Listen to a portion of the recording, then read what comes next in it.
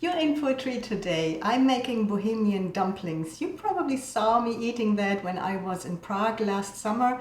So here's how it's made. You first of all need some flour, a roll from the day before, half a roll in this case, because they are so large here in Texas. You could also use 2 slices of toast bread, some salt, some sugar, lukewarm milk, 2 packages of instant yeast and an egg. And the quantities are, like always, on the blog post. There's a recipe blog at the very end of each blog post, and you can switch between the metric and the US customary units, and you can print the recipe. The first thing to do is to cut this roll into cubes. It's always better when the roll is from the day before. This is quite fresh, which makes it a little bit harder to cut it because it still has that fluff. And I'm working with my hands today, so I'm adding the salt already to the flour, and I'm adding the milk. Now the 2 packages of yeast. That's quite a bit, but this will really make it very fluffy later. Then I'm pouring some sugar and I'm giving it a moment. And now I'm starting to mix this with my hands. So I could use a kitchen aid, but I don't need to. Next comes the egg.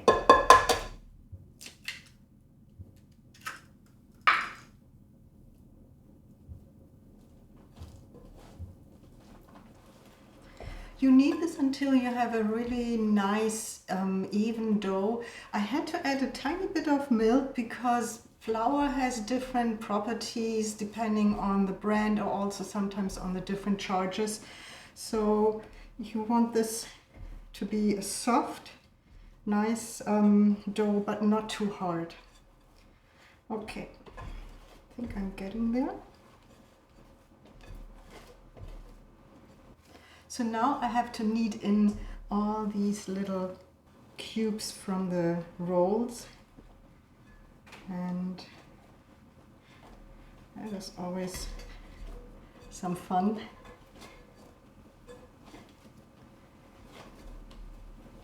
So you want these little bread cubes be covered completely with dough. You don't want them to stick out.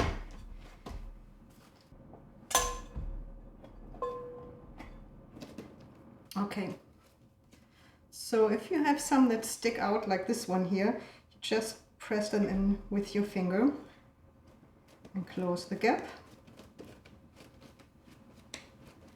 And in the end you should have like a really nice ball. There's another one sticking out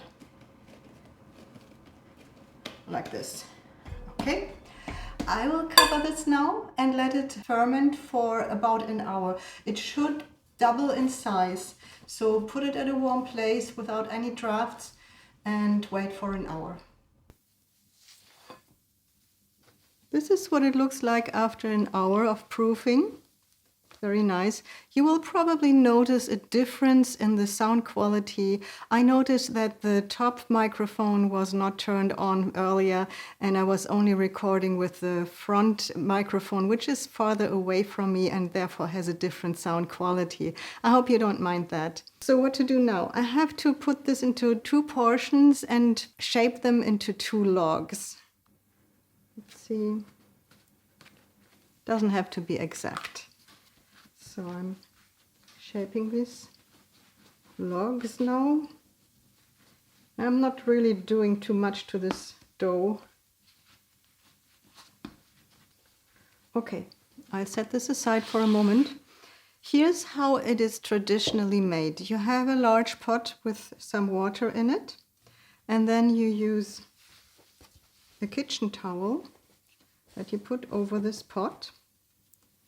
Next, you need to measure some yarn,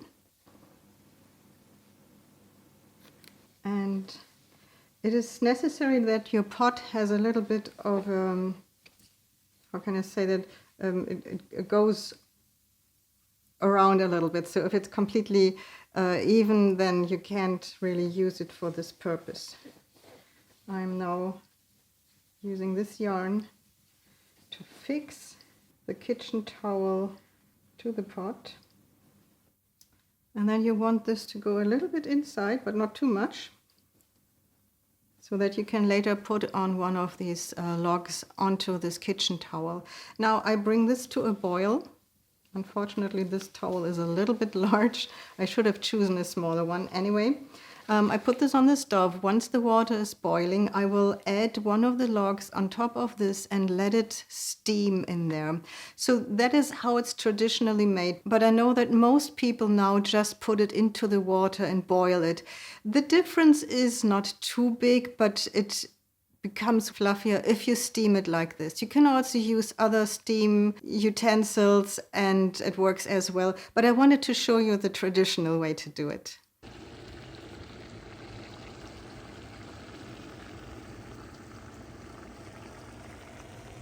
The first dumpling is ready. So now I want to show you how it is usually cut. So you take some yarn and you pull it under, and then you just pull it through like this, and you get a very nice slice. Let's make another one.